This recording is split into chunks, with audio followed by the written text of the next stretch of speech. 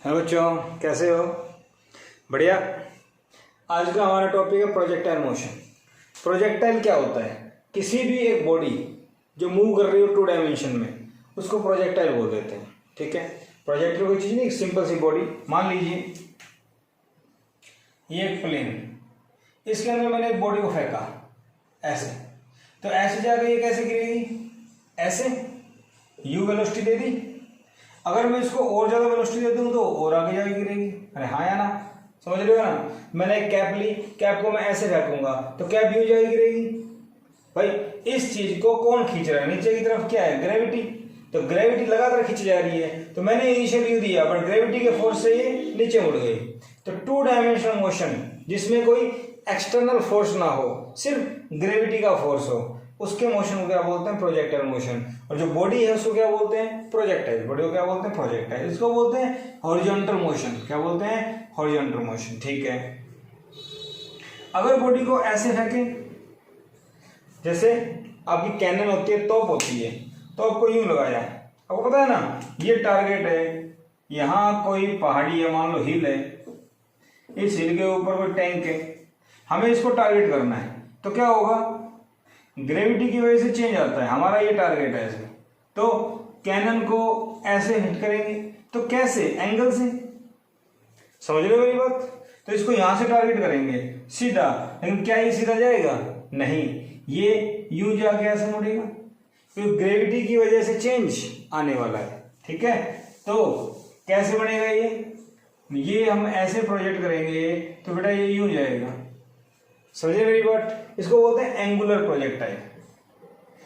अगर एक बॉडी को किसी एंगल से फेंका जाए तो एंगुलर मोशन, सीधा फिर हम या थ्रो करें तो हॉरिजॉन्टल मोशन। तो प्रोजेक्टाइल है क्या? प्रोजेक्टाइल है क्या? प्रोजेक्टाइल एक बॉडी है। तो हम कैसे बोले इसको, कैसे डिफाइन करें इसको? प्रोजेक्टाइल समझ में आ गया क्या होगा?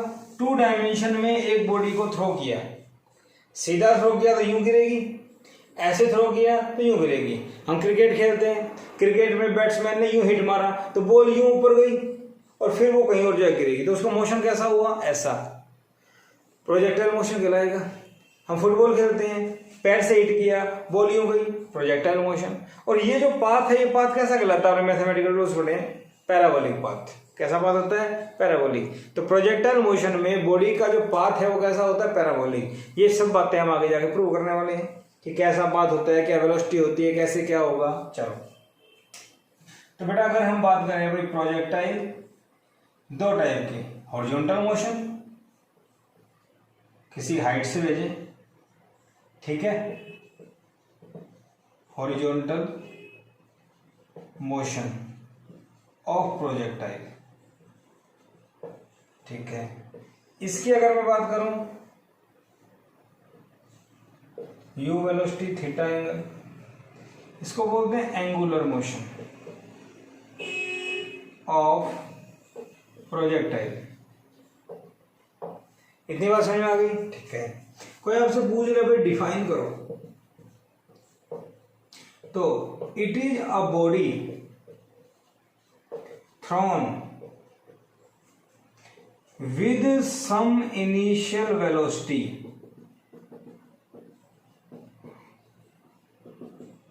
it is a body thrown with some initial velocity along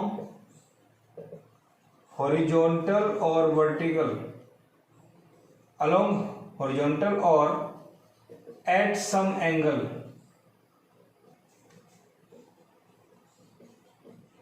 with vertical और हॉरिजॉन्टल, कुछ भी हो सकता है। एंगल हॉरिजॉन्टल के साथ भी हो सकता है और एंगल वर्टिकल के साथ भी हो सकता है। ठीक है, लेकिन जनरली हॉरिजॉन्टल के साथ भी होता है। तो it is a body thrown with some initial velocity along horizontal और at some angle with horizontal और vertical. After that it moves under the effect of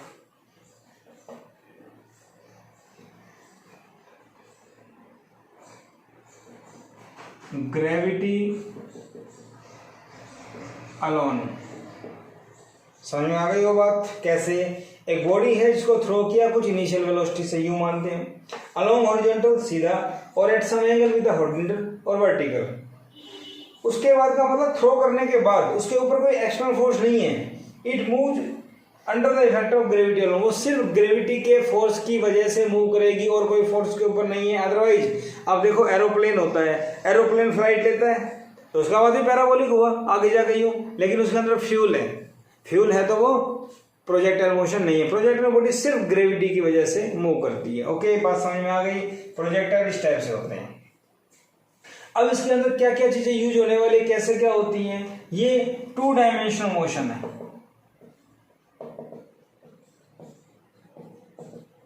ठीक है, body moves in 2D but acceleration is in 1D, vertical downward. Acceleration तो 1 dimension में हमेशा vertical downward, किसी भी point पे आप चेक करो एक्सेलरेशन तो नीचे ही मिलेगी। किसी भी पॉइंट पे आप चेक करेंगे एक्सेलरेशन तो नीचे ही मिलेगी, एक्सेलरेशन तो कहीं और है ही नहीं। बात समझ में आ रही है। लेकिन बॉडी का मोशन 2 डायमेंशन में, किसी भी पॉइंट पे आप चेक करेंगे बॉडी की पोजीशन के 2 कोऑर्डिनेट है, एक्स और वाई। किसी भी पॉइंट पे चेक करेंगे एक्स और वाई। बात समझ में आ रही है। तो किसी भी पॉइंट के 2 कोऑर्डिनेट, इसका मतलब मोशन तो हो गया 2 डायमेंशन में, पर ग्रेविटी 1 डायमेंशन में। बात समझ में आ गई आप लोगों को? चलो एक बना लो, कोई दिक्कत नहीं। बेसिक बातें समझ में आ गई। ठीक है, इसके बाद इसी में आगे बढ़े, बेसिक बातें करें।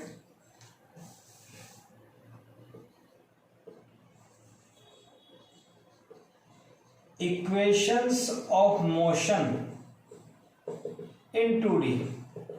2D में इक्वेशन ऑफ मोशन की बात करते हैं। कैसे? देखो भाई, v equal to u plus a t था, ठीक है, अलोंग हॉरिजॉन्टल ये हो जाएगा, अलोंग वर्टिकल एक मान लू। दूसरी क्या थी? s equal to U T plus half at square, X के अलोंग क्या हो जाएगी? यू एक्स टी प्लस में हाफ ए x T square, y U Y T plus में हाफ ए वाई टी स्क्वायर 2। तीसरी क्या थी भाई? V square minus you square 2 X में ले लो, A X into X, V Y square U Y square 2 A Y into Y. ये मेरे पास 3 इक्वेशन हो गई। ये मेरे पास 3 इक्वेशन हो गई। इक्वेशन वही है बट एक्स वाई कंपोनेंट आ गए। इतनी बात समझ में आपको आ जाएगी। ये चीजें हमें यूज करनी है, ये चीजें हमें इसमें आगे जब शुरू करेंगे, डेरिवेशन करेंगे, न्यूमेरिकल्स करेंगे तो हमें आनी चाहिए। ठीक है, और देखो अलोंग हॉरिजॉन्टल,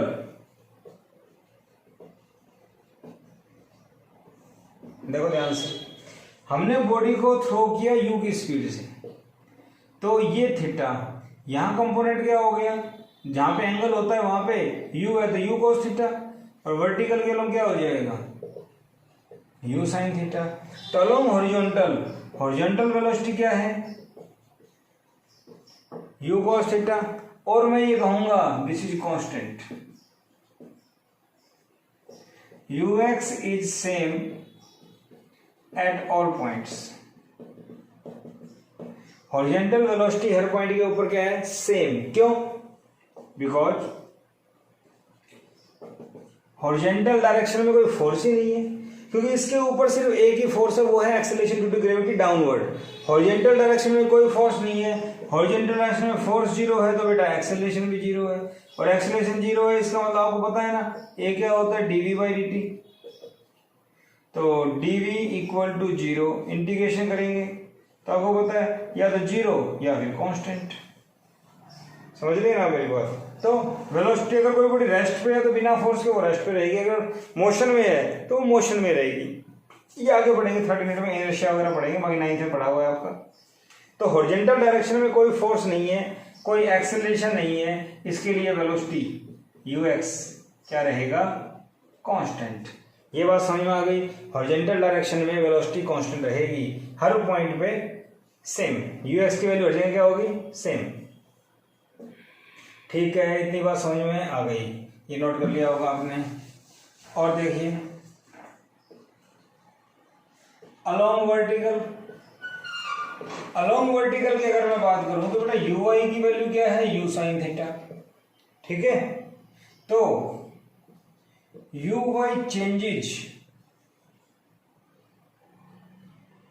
विद टाइम, मतलब यू आई की वैल्यू टाइम के अकॉर्डिंग चेंज हो रही है, यू आई की वैल्यू टाइम के अकॉर्डिंग चेंज हो रही है, बिकॉज इट डिपेंड्स या it is under gravity force. ये ग्रेविटी के फोर्स के अंडर है, ग्रेविटी के फोर्स के अकॉर्डिंग टाइम के अकॉर्डिंग चेंज होती रहेगी। ठीक है, तो यू आई जो है वो चेंज होता रहेगा, यू एक्स कॉन्स्टेंट है और एक्सेलरेशन ड्यू टू ग्रेविटी हमेशा वर्टिकल डाउनवर्ड रहेगी ऑलवेज। इतनी बात समझ में आ गई। ठीक है, और देखो हमने यहाँ पे क्या एज्यूम किया, हमने क्या एज्यूम किया, एयर इफेक्ट इज इग्नोर्ड। जब बॉडी मूव करती है, हवा चल रही हो तो उसका पाथ डेविएट हो जाता है, हमने एयर को इग्नोर कर दिया। दूसरा, value of g is constant up to height of projectile. Projectile में बॉडी जिस हाइट तक जाएगी उस हाइट तक जी क्या मान लिया, सेम। अदरवाइज मुझे पता है, आगे जाके पढ़ेंगे, 9th में पढ़ा हुआ है, अर्थ के सरफेस से ऊपर जाते हैं तो ग्रेविटी डिक्रीज होती है। ठीक है, और change in G due to rotation of earth is neglected. Earth के रोटेशन की वजह से भी जी में चेंज आता है, उसको भी हमने इग्नोर कर दिया। ठीक है, बात समझ में आ गई। ओके, तो ये कुछ बेसिक बातें थी जो हमें पता होनी चाहिए, बेसिक नॉलेज प्रोजेक्टाइल के बारे में इंफॉर्मेशन। ओके, इतनी बात समझ में आ गई। और देखो नोट करने वाली बातें, average velocity for projectile motion. Projectile motion के लिए एवरेज वेलोसिटी क्या होगी, यू कॉस थीटा। क्यों भाई, ऐसा क्यों? देखो ये प्रोजेक्टाइल है, ये यू था, ये थीटा था, तो ये कंपोनेंट क्या आएगा, यू कॉस थीटा। ये कंपोनेंट क्या आने वाला है, यू साइन थीटा है। आपने वेक्टर पढ़ा है, जहाँ पे एंगल होता है वहां पे कॉस आता है। ठीक है, किसी भी पॉइंट पे आप चेक करेंगे तो यू कॉस थीटा, किसी भी पॉइंट पे चेक करेंगे हॉरिजॉन्टल तो यू कॉस थीटा। यहां देखेंगे तो वर्टिकल क्या होगा, यू साइन थीटा। यहाँ पे क्या देखेंगे, वर्टिकल यू साइन थीटा, क्योंकि यहाँ मोशन ऐसे और यहाँ मोशन ऐसे। समझ रहे हैं मेरी बात? ठीक है, तो एवरेज अगर देखें हॉरिजॉन्टल डायरेक्शन में एक ही वेलोसिटी है और एवरेज करेंगे तो यही आएगा, बट वर्टिकल जो वेलोसिटी है वो कैंसिल हो रही है। कैसे? हाईएस्ट पॉइंट पे वर्टिकल 0, इसके अलावा ये 2 पॉइंट लो, इधर वेलोसिटी ऐसे, इधर वेलोसिटी ऐसे, तो यहाँ पे ऊपर आएगा, यहाँ पे नीचे आएगा, कैंसिल। ऐसे ही यहाँ ऊपर यहाँ नीचे कैंसिल, ऐसे ही यहाँ पे और यहाँ पे, यहाँ पे और यहाँ पे। तो एवरेज में यू साइन थीटा कैंसिल हो जाएगा। Vertical component will not appear because they cancels in pair। बात समझ में आ गई होगी, वो पेयर्स में कैंसिल हो जाएंगे। ठीक है, तो ये बेसिक बातें नोट करने वाली, पता होनी चाहिए, इनके ऊपर कंसेप्ट बन जाते हैं। ठीक है, अब आगे बढ़ते हैं, चलो शुरू करते हैं। Projectile fired at some angle with horizontal। हमने प्रोजेक्टाइल लिया, उसको हमने कुछ एंगल से फायर कर दिया हॉरिजॉन्टल के साथ। ठीक है, सबसे पहले प्रूव करेंगे पाथ कैसा होता है, पैराबोलिक। तो कितने टाइम में पाथ को पूरा करेगा, मैक्सिमम हाइट क्या होगी, रेंज क्या होगी, ये सब बातें हमें डिस्कस करनी है। ठीक है, चलो देखते हैं। सबसे पहले डायग्राम बनाते हैं सुंदर सा। देखो ये मैंने बॉडी को ऐसे थ्रो किया, ठीक है, यहाँ से देखा तो ये टेंजेंट यू थीटा एंगल, यहाँ से देखा जाए तो ये कंपोनेंट हो गया यू कोस थीटा, और यहाँ देखा जाए तो ये कंपोनेंट हो गया यू साइन थीटा, ठीक है। ये हो गया यू एक्स, ये हो गया यू वाई। इतनी बात समझ में आ गई, एक यू एक्स और एक यू वाई, ओके। अब देखोगे प्रोजेक्टाइल मोशन में बॉडी यूं जाती है, यूं, तो हाईएस्ट पॉइंट पे सीधी हो जाती है, फिर नीचे आती है। तो हाईएस्ट पॉइंट में आप देख पाएंगे वेलोसिटी क्या होती है, हॉरिजॉन्टल, और हॉरिजॉन्टल कंपोनेंट क्या है, यू कोस थीटा, ठीक है। एक बात और ध्यान देने वाली, आपने पढ़ा हुआ है सेम हाइट के ऊपर, या एक बॉडी को यहां से फेंका वापस जब आएगी तो सेम वेलोसिटी से आएगी, तो यहाँ पे यू से फेंका तो यहाँ पे जो वो गिरेगी, तो ध्यान देने वाली बात है, जब वो गिरेगी तो यू से ही गिरेगी, मेरी बात समझ रहे हो। और हॉरिजॉन्टल के साथ थीटा एंगल पे, हॉरिजॉन्टल के साथ थीटा एंगल पे, सेम एंगल से। अरे बात समझ में आ गई, ठीक है, समझाने के लिए बताया है। इसको बोलते हैं मैक्सिमम हाइट। यहां से यहां तक की डिस्टेंस कहलाती है रेंज, हॉरिजॉन्टल रेंज। क्या कहलाती है, हॉरिजॉन्टल डिस्टेंस, हॉरिजॉन्टल रेंज, ये मैक्सिमम हाइट। ये जो पाथ है ये फ्लाइट कहलाती है, प्रोजेक्टाइल की फ्लाइट मोशन। और किसी भी पॉइंट पे वेलोसिटी कुछ भी हो सकती है। एक प्रोजेक्टाइल के ऊपर, पाथ के ऊपर आप टेंजेंट ड्रॉ करेंगे, a tangent to any point on path of projectile gives velocity या its velocity at that point. उस पॉइंट के ऊपर वेलोसिटी देगी, जैसे ये डॉलर v, तो ये हमें इस पॉइंट पे इंस्टेंटेनियस वेलोसिटी मिलेगी। ये इसका हॉरिजॉन्टल कंपोनेंट और ये इसका वर्टिकल कंपोनेंट, ठीक है। बात समझ में आ गई, बाकी इसकी बात हम करेंगे बाद में। अभी फिलहाल मैंने बताया वेलोसिटी v मिलेगी किसी पॉइंट पे टेंजेंट डालने से, ओके। और यहां से भी क्लियर है, यू था इनिशियल, ओके। टाइम 0 पे इतना, इतनी बात समझ में आ गई। रेंज क्या होती है, हाइट क्या होती है, और यहां से यहां तक का टाइम क्या कहलाता है, time of flight, total time, OAV नाम दे दूं मैं इसको। तो इतनी बात समझ में आ गई, कंपोनेंट कोएफिशिएंट समझ में आ गया। हॉरिजॉन्टल एक्सेलरेशन क्या होती है, 0, वर्टिकल एक्सेलरेशन क्या होती है, g। बट बॉडी को हमने कहां प्रोजेक्ट किया, ऊपर की तरफ, तो ग्रेविटी कहां होगी, माइनस की। अरे बात समझ में आ रही है, बॉडी ऊपर की तरफ है तो प्लस, u प्लस का होगा और g माइनस का होगा। बात समझ में आ गई ना, u प्लस का, g माइनस का, ठीक है। तो सबसे पहली चीज हम निकालते हैं, क्या निकालते हैं, equation of trajectory.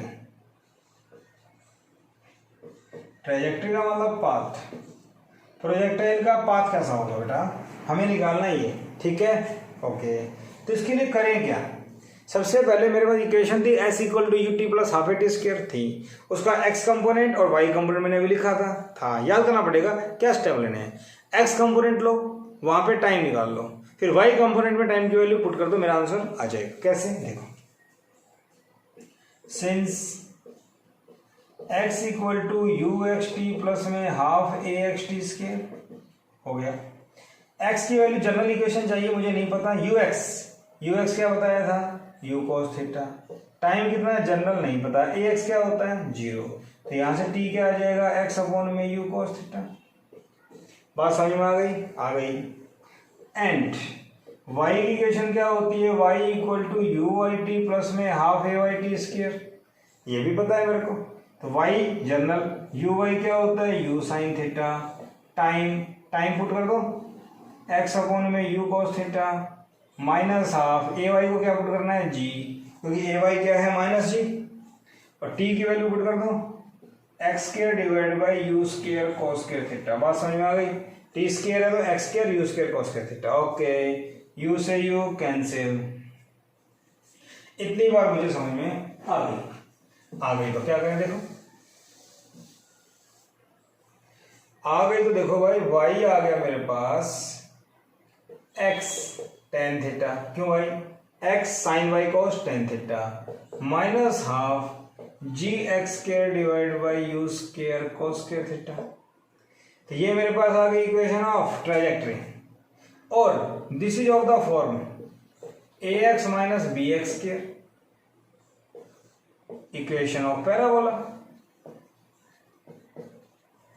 So path is parabolic, हाँ या ना बोलो। A x minus b x square y equal to a x square parabola होता है, या के एक्स स्क्वायर, और ये इस टाइप का पैराबोला होता है, ठीक है ना। तो पैराबोला की इक्वेशन है, ए की जगह क्या है टेन थीटा, और बी की जगह क्या है half g u square cos के थीटा। तो इक्वेशन ऑफ पैराबोला है, बात समझ में आ गई आपको, ठीक है। और देखो इसको बॉक्स में डब्बे में बंद कर देते हैं, और देखिए y equal to x tan theta था minus half g x square u square cos square theta, sine theta से मल्टीप्लाई साइन थीटा से डिवाइड। ऐसा कर दें, साइन थीटा से डिवाइड मल्टीप्लाई करने से क्या होगा भाई, देखो ध्यान दो, एक्स टेन थीटा ब्रैकेट बंद, कॉमन लिया तो 1 माइनस एक साइन ये एक कॉस, ये कॉस का स्क्वायर है, साइन बाई कॉस 10 हो गया, एक्स बार क्या बचेगा 1/2 जी एक्स, और यहां क्या बचेगा u square sine theta cos theta, हाँ या ना, ठीक है। ये हो गया x tan theta 1 minus g x u square, 2 sine theta cos theta क्या होता है साइन 2 थीटा,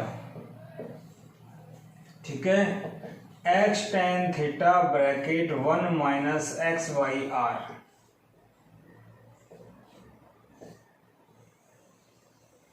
ये इक्वेशन आपको याद करनी है। y equal to x tan theta 1 minus x Y r, यहां पे ये एक नई इक्वेशन है, नई फॉर्मेट है, r क्या होता है आगे आएगा, इतनी बात आपको समझ में आ गई। Where r equal to horizontal range, इसका डेरिवेशन आगे करूंगा मैं अभी, और r का फॉर्मूला क्या है u square sine 2 theta by g. यहाँ पे इक्वेशन आ रही थी तो मैंने करवा दी। तो इक्वेशन पहले वाली याद करनी है, y equal to x tan theta minus half g x के divide by u square cos के थीटा, और x tan theta 1 minus x Y are, ये भी मुझे आनी चाहिए, ठीक है। इतनी बात समझ में आ गई, ओके। इसके बाद इक्वेशन ऑफ ट्रेजेक्ट्री आ गई, पाथ पैराबोलिक होता है, दो इक्वेशन पता लग गई मेरे को, दो इक्वेशन पता लग गई। एक इक्वेशन ये और दूसरी क्या आई थी x tan theta minus half g x square divide by u square cos square theta. इतनी बात समझ में आ गई, ठीक है, ओके। इसके बाद देखो भाई आगे बढ़ते हैं। तो मुझे पता लग गया हॉरिजॉन्टल रेंज क्या होती, सॉरी इक्वेशन ऑफ ट्रेजेक्ट्री क्या होती है। दूसरा हम क्या निकाले, हम निकालते हैं, हम टाइम ऑफ फ्लाइट निकालते हैं। तो बेटा देखा जाए तो टाइम ऑफ फ्लाइट क्या होता है, symbol T, it is the time taken by body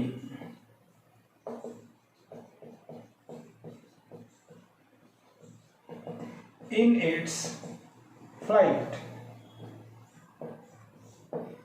flight का मतलब उड़ान, यहां से उड़ी और यहां तक गिरी, यहां से यहां तक का टाइम क्या कहलाता है टाइम ऑफ फ्लाइट, ठीक है, ओके। क्या करें, देखो since y equal to u Y T plus में half u Y T square, पता है मेरे को, पता है मुझे, ये बताओ बॉडी यहां से चली लास्ट यहां पे गिरी, तो इस हॉरिजॉन्टल लाइन में एक पॉइंट एक्स एक्सिस के ऊपर, दूसरा पॉइंट भी एक्स एक्सिस के ऊपर। तो कोई आपसे पूछे वर्टिकल डिस्प्लेसमेंट क्या हुई, पहली बात ये डिस्प्लेसमेंट क्या होती है, इनिशियल पॉइंट और फाइनल पॉइंट के बीच की डिस्टेंस। तो इनिशियल पॉइंट और फाइनल पॉइंट के बीच में हॉरिजॉन्टल डिस्टेंस तो है, वर्टिकल नहीं है, तो क्या हो गया 0। यू वाई क्या था you sine theta. Time of flight का मतलब टोटल टाइम, टोटल टाइम में मैं क्या पुट कर दूं टी की जगह पे टी, अरे बोलो ये मुझे याद होने चाहिए सारे, u x u y a x a y चारों पता होने चाहिए, जहां दिखे चिपका दो, जहां दिखे चिपका दो। ए वाई माइनस जी, अरे बोलो टी का टी स्क्वायर, इसको उधर ले आओ, half g t square equal to u sine theta t, t ने टी को मारा, टू उधर, two u sine theta by g. इसको मैं ऐसे भी लिख सकता हूं क्या, u sine theta by g plus में u sine theta by g. इसको क्या लिख सकते हैं, t प्लस टी। कौन सा t, देखो यहां से यहां तक टाइम ऑफ एसेंट, यहां से यहां तक टाइम ऑफ डिसेंट, मतलब यहां से बॉडी ऊपर चढ़ी तो यहां का टाइम o से a और यहां से यहां का टाइम a से b same, t o a t a b, time of ascent time of descent क्या रहेगा, सेम। बात समझ में आ गई, क्योंकि सिमेट्री के अकॉर्डिंग ये इसकी मिरर इमेज है, मिरर इमेज है तो टाइम सेम होगा, पता है आपको इस चीज का। तो दोनों टाइम को इस टाइप से तोड़ सकते हैं, ध्यान रखना इस चीज का। तो टाइम ऑफ फ्लाइट का फॉर्मूला क्या आ गया, two u sine theta by g, two u sine theta by g, ठीक है। ओके, इतनी बात समझ में आ गई भाई, टाइम फ्लाइट क्या होता है, टोटल टाइम होता है यहां से यहां तक। ओके, इसके बाद देखिए तीसरा बोले मैक्सिमम हाइट।